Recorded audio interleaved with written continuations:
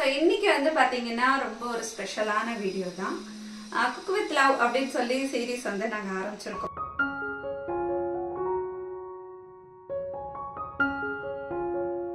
நான் வந்து first video நீங்கள் பார்த்துருப்பீங்க. அதில் ஒரு சிம்பிளான ரெசிபி தான் நான் ஷேர் பண்ணேன்.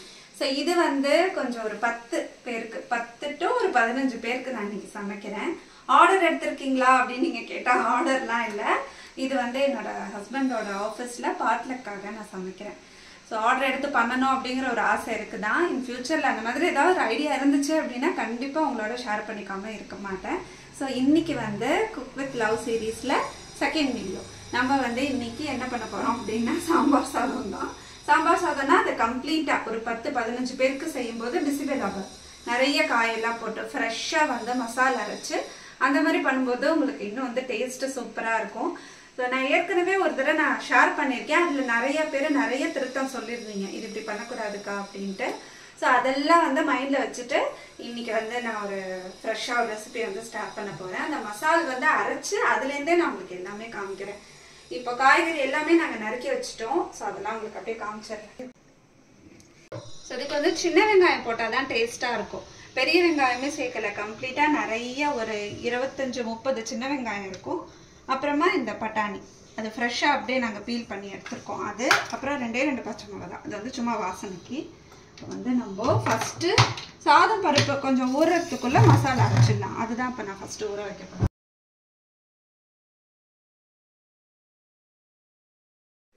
இப்போ இந்த குக்கரில் வந்து ஃபஸ்ட்டு சாதமும் பருப்பும் வந்து வச்சுட போகிறேன். அது தனியாக வந்து வச்சு எடுத்துட்டு சாம்பார் தனியாக வச்சு மிக்ஸ் பண்ண போகிறோம். அப்படி தான் பண்ண போகிறேன். ஏன்னா நான் ஒரு தடவை இதை பண்ணி பார்த்துட்டேன். ஒரு தடவை ட்ரை பண்ணிவிட்டு நல்லா வந்துச்சு. அதுக்கப்புறம் தான் இது செகண்ட் டைம் நான் பண்ணுறேன். ப்ராப்பராக நம்ம சொல்லணும்ல, அதனால ரெசிபி வந்து இந்த கப்புனால 3 கப்பு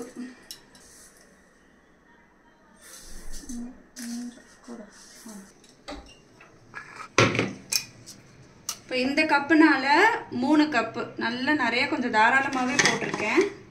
பருப்பு வந்து 2 கப்பு.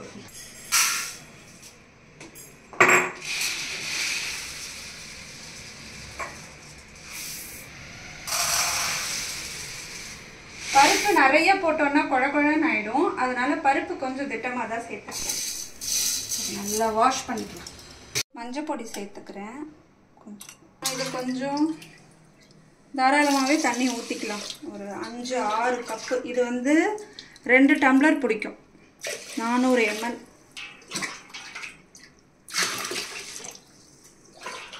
சாம்பார் சாதத்துக்கு வந்து தண்ணி அளவே இல்லை. ஏன்னா எவ்வளோ ஊற்றினாலும் நம்ம கரெக்டாக தான் இருக்கும். நான் வந்து ஒரு 5-6 டம்ளர்.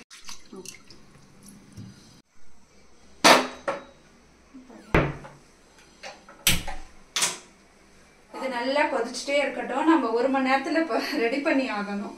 கரெக்டாக மணி வந்து 11 ஆகுது. ஏன்னா 12:30க்கு அவர் கிளம்பிடுவார். அதுக்குள்ளே ரெடி ஆகணும்.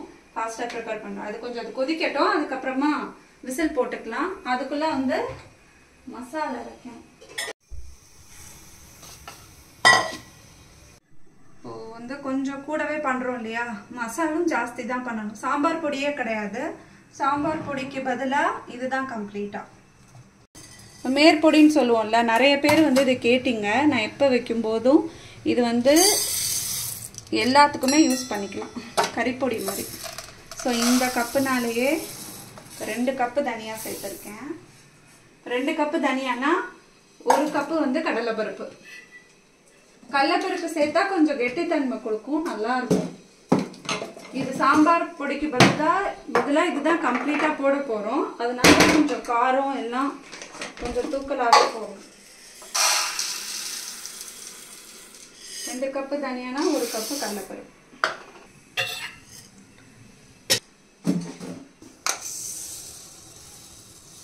இது வெந்தயம்.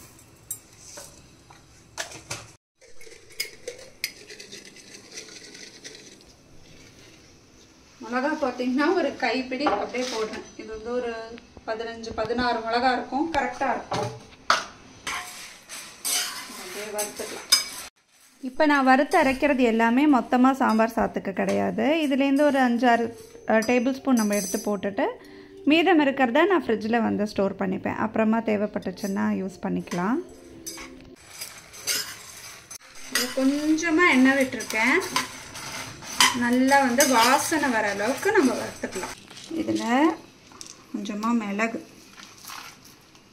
இந்த சாம்பார் பொடிக்கு அரைப்போம் இல்லையா, அந்த மாதிரி தான் இதை நம்ம ஃப்ரெஷ்ஷாக அப்படியே நம்ம வீட்டிலே பொடி பண்ணி போடும்போது ரொம்ப நல்லாயிருக்கும். நல்லா வாசனை வந்துடுச்சு, நல்லா வறுபட்டுருச்சு. இதை வந்து இதில் நம்ம மாற்றிக்கலாம்.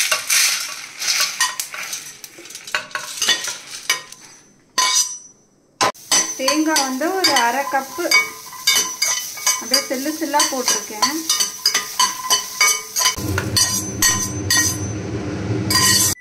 சாம்பார் வந்து தனியாக வைக்கிறதுக்கு ஒரு குக்கர் எடுத்திருக்கேன். ஒரு 2 வந்து காய் பார்த்திங்கன்னா பரங்கிக்காய், கேரட்டு, அப்புறம் முருங்கைக்காய், பீன்ஸு, அப்புறம் கத்திரிக்காய், இவ்வளோ காய் போட போகிறோம். அப்புறம் சின்ன வெங்காயம், பச்சை மிளகாய். என்ன தெரியுது? இல்லைப்பா, தண்ணி வத்தவே மாட்டேங்குது, மூஞ்சில் அடிச்சிடும். கணத்துக்குள்ள பார்க்குற மாதிரி பார்த்துட்டு இருக்கு. நல்லெண்ணெய் ஊற்று, நல்லெண்ணெய். அப்புறமா கடைசியாக நெய் ஊற்றணும். நல்லா எண்ணெய் பார்த்து தான் சேர்த்துருக்கேன். கடுகுகள், கடுகு.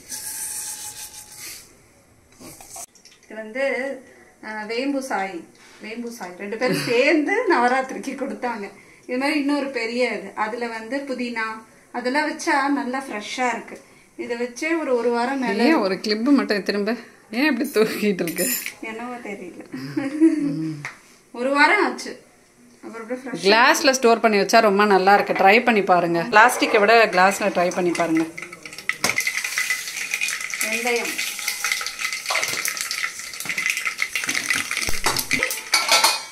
ஒரே ஒரு துண்டு பட்டை, கால் வரும். கொஞ்சம் நல்லா சூடாகிடுச்சுனால 2 பச்சை மிளகாய்,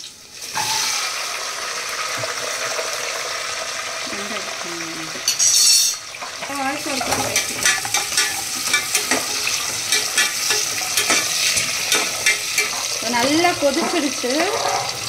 அப்படியே மூடிடும். பண்ற நீயே பயமா இருக்குன்றியா? உன்னை பார்த்து ட்ரை பண்றவங்களுக்கு எவ்வளவு பயமா இருக்கும். சாதாரணமா பண்ணும்போது நல்லா வருங்க. நம்ம ஏதாவது ரொம்ப முக்கியமா பார்த்து பண்றப்ப சொதப்போம். நவராத்திரி அப்பெல்லாம் அப்படியே ஒரு மின்னல் வேகத்துல இன்கிரீடியன்ஸ்லாம் பறந்து போட்டு அந்த மாதிரி சமைச்சிட்டு இருப்போம். ஆனா அது டேஸ்ட் வந்து பாத்தீங்கன்னா பயங்கரமா இருக்கும். இந்த தடவை நவராத்திரி அப்போ நான் வந்து இந்த ரத்னா கஃபே ஸ்டைல் சாம்பார் வந்து எப்பயுமே வந்து பண்ணுவேன்.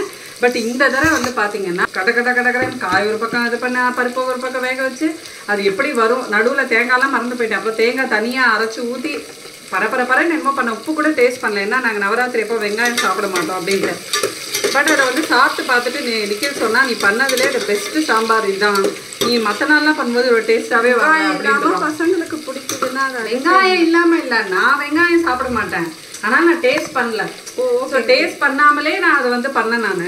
பட் அது வந்து உப்பு எல்லாம் கரெக்டாக பர்ஃபெக்டாக இருந்தது. அதுக்கு நிக்கில் சொல்கிறான் சூப்பராக இருக்குது, இது வரைக்கும் நீ பண்ணதுலேயே பெஸ்ட்டு சாம்பார் தான். ஏன்னா நான் நிறையா தடவை பண்ணியிருக்கேன்டா அப்படின்னா இன்னைக்கு தான் நல்லா வந்திருக்கு அப்படின்றான். அதனால அவசரமாக செய்கிறப்ப தான் சூப்பராக வரும். காய் போடும். காய் நல்லா வதங்கிடுச்சு. அந்த காயெல்லாம் கொஞ்சம் கொஞ்சமாக போடும்.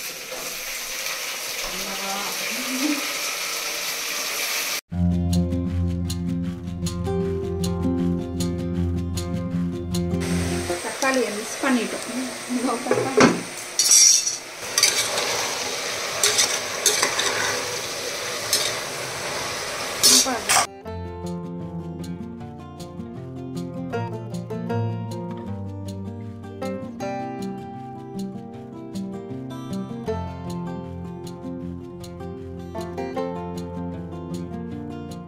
அந்த காயெல்லாம் வேகணும், அதுக்கு ரொம்ப நேரம் ஆகும். அதனால ஒரே ஒரு விட்டு எடுத்துக்கலாம். நான் இன்னும் புளி தண்ணி சேர்க்கலை, வெறும் தண்ணி மட்டும்தான் ஊற்றிருக்கேன்.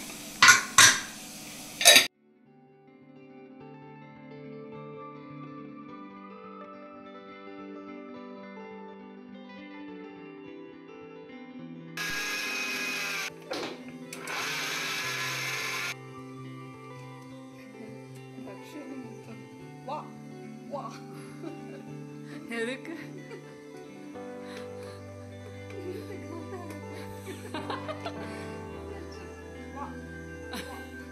எனக்கு அந்த பாட்டு வந்து ஒரு 100 தடவையாவது கேட்டிருக்கேன். கணக்கே இல்லை. ஒரு நாளைக்கே 10 தடவைனா இப்போ நீங்கள் கனெக்ட் பண்ணிக்கோங்க. அவ்வளோ கேட்குறேன். ஆனால் இன்னும் நான் காந்தாரா படம் பார்க்குறேன். அந்த பாட்டுக்காகவே பார்க்கணும், அந்த தேட்டர் எக்ஸ்பீரியன்ஸ் பண்ணணும் அப்படின்ட்டு. ஆனால் இங்கே தேட்டர் எக்ஸ்பீரியன்ஸ் டெய்லி நைட்டு இங்கே நடந்துட்டு இருக்கு. எனக்கு பசங்களும் வந்து மிதுன் இப்போ தான் ஃபஸ்ட்டு பார்த்தான். மிதுனும் என்னோட ஹஸ்பண்டும் போய் பார்த்தாங்க நைட் ஷோ. ஓ, அவங்க பார்த்துட்டாங்களா? பார்த்துட்டாங்க. வெங்கட் 2 தடவை பார்த்துட்டாரு. ஃப்ரெண்ட்ஸோட ஒரு தடவை, அவங்க பையன் இது மிதுனோட ஒரு தடவை. அப்படியே வந்து அந்த கிளைமேக்ஸ்லாம் எப்படி இருக்கும் அப்படின்னு தத்ரூபமா இங்க வந்து நடிச்சுட்டாங்க. அது வந்து அந்த லேடி, அந்த ஹீரோயின் வந்து கொல்றது, அது வந்து தக்ஷுவா, இவன் வந்து ரிஷப் ஷெட்டியா. ஸோ அதனால தியேட்டர் எக்ஸ்பீரியன்ஸை நான் வீட்டிலே டெய்லி பார்த்துட்டு இருக்கேன். ஸோ இப்போ இந்த பொடி வந்து ரெடி ஆயிடுச்சு. ரொம்ப வந்து இதுவாக அரைக்கலை, அப்படியே பொடியாக கொஞ்சம் கோர்ஸாக அந்த மாதிரி அரைச்சா உங்களுக்கு நல்லா இருக்கும். இந்த பொடி மட்டுமே போட்டு சாம்பார் பண்ணிக்கணும். அதுதான் பிட்ல எல்லாம் பண்றோம்ல, அதுக்கு இந்த பொடி மட்டும்தான், சாம்பார் பொடி கிடையாது. ஒரு 2-3 பொருள் வந்து சொல்லியிருந்தேன் எக்ஸ்ட்ரா போட போகிறேன்னு. ஒன்று வந்து பட்டை போட்டேன், இது வந்து ஜாதிக்காய், இது வந்து போடணும்னு ஒரு மாமி சொன்னாங்க, அதனால இது போட்டிருக்கேன். இடிச்சதை பார்த்துட்டு எல்லாத்தையுமே சேர்த்துருவேன்னு நினைக்காதீங்க. கொஞ்சோண்டு ஒரு பிஞ்சு தான், ஆனால் இது நல்லா தூக்கம் வரும். அதனால குழந்தைங்களுக்கு இந்த உரமருந்து அரைப்பாங்கல்ல, அப்போ வந்து எங்கள் அம்மா என்ன பண்ணுவாங்க, எல்லா மருந்தையும் குக்கரில் துணி கட்டி வேக போட்டு அதை இழைச்சி உரக்கல்லில் கொடுப்பாங்க. அந்த உரக்கல் கூட நான் இன்னும் வச்சுருக்கேன். ஸோ அதுக்கு யூஸ் பண்ணுறது. நாங்கள் பிரியாணிக்கெலாம் கொஞ்சம் போடுவோம், நல்லாயிருக்கும். நான் போடுவேன் முன்னே, ஆனால் மறந்துட்டேன் கொஞ்சம் ரீசன்ட் டேஸாக. அப்புறமா இப்போது இதில் மாமி சொன்னாங்க கொஞ்சோண்டு ஜாதிக்காய் போடணும் அப்படின்னு. நான் அதை இடித்து வச்சுருக்கேன்.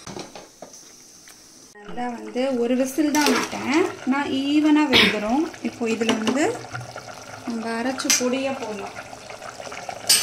சாதம் என்ன பண்ணிட்டோம்னா கொஞ்சம் பிரித்து வச்சு நல்லா பாருங்கள், இந்த மாதிரி நல்லா வெந்துடணும். வேணும்னா நீங்கள் கொஞ்சம் வெந்நீர் ஊற்றி கொஞ்சம் சேர்த்து பிசையலாம். சாதத்தில் கொஞ்சம் உப்பும் போட்டு நாங்கள் அப்படி கொஞ்சம் சேர்த்து பிசைஞ்சு வச்சுருக்கோம். இந்த கையில் ரொம்ப சூடாக இருக்கனால கெட்டியாகிடுன்றதுனால இந்த மாதிரி பிரித்து பிசைஞ்சு வச்சுருக்கோம்.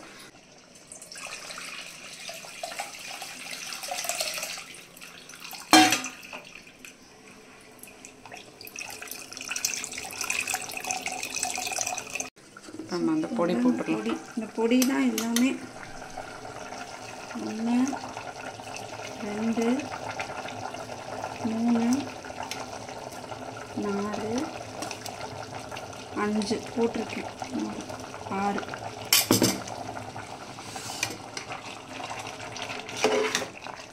இதை வந்து நம்ம இதில் ஊற்றணும். இதில் பருப்பும் சாதமும் தானே போட்டிருக்கோம். இன்னும் கொஞ்சம் தண்ணி விட்டுருக்கோம். இது சொன்ன மாதிரி எல்லாம் கடலைப்பருப்பு சேர்த்தோம்ல, நல்ல திக்னஸ் கொடுக்கும் சாம்பாருக்கு. உப்பு மட்டும் டேஸ்ட் பண்ணி பார்த்துக்கேன். நான் இப்படி உப்பு போட்டிருக்கேன்.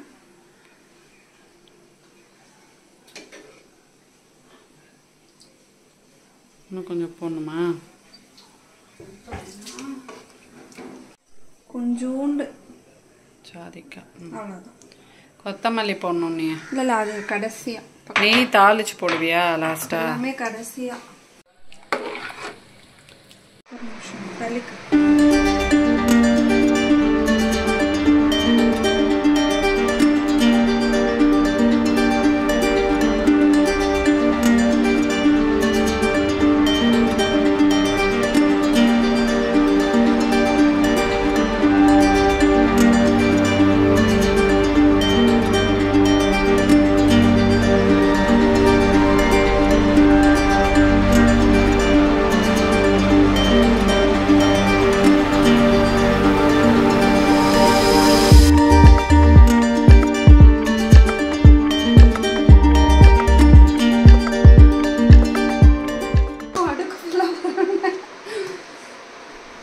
பத்து 12 பேர் சாப்பிட்ணும்ல. நல்லா கமகமன்னு வாசனையாக இருக்கு.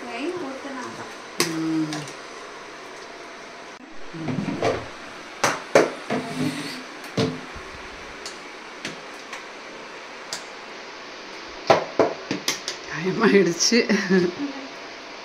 12 நான் 11 மணிக்கு ஆரம்பிச்சோமா, 11 மணிக்கு தான் ஆரம்பிச்சோமா? பரவாயில்ல. காயெல்லாம் ரெடி பண்ணி எல்லாம் பண்ணிட்டோம். அதனால் கடகடன்னு நிறைய தடவை பண்ணியிருந்தா ஒரு ஐடியா இருக்கும். இது ஒரு இதுதான் ஒரு 2-3 தடவையாக தான் நான் அப்படி பண்ணிட்டு இருக்கேன். அதனால ஒரு பதட்டம் வரும்போது டேஸ்ட் கொஞ்சம்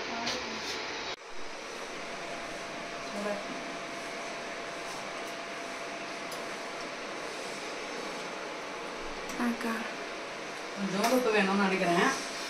சூப்பராக இருக்கு. இப்போ எல்லாத்தையுமே ஒரு கட்டைப்பையில் போட்டு பேக் பண்ணியாச்சு. 2த்தையுமே ஹாட் பேக்கில் போட்டதுனால அவர் வந்து ஆஃபீஸில் போய் ஓப்பன் பண்ணி சாப்பிட்றதுக்கு சூடாக இருக்கும். இந்த ரெசிபி ட்ரை பண்ணி பாருங்கள். Cook with love 3rd ரெசிபியில் 3rd எபிசோடில் நம்ம மீட் பண்ணலாம். உங்கள் கமெண்ட்ஸ் எல்லாமே நான் படித்தேன். ட்ரெடிஷ்னல் ரெசிபிஸ் நிறையா கேட்டிருக்கீங்க. கண்டிப்பாக எல்லாமே நான் அப்லோட் பண்ணுறேன். Thank you friends. பாய்.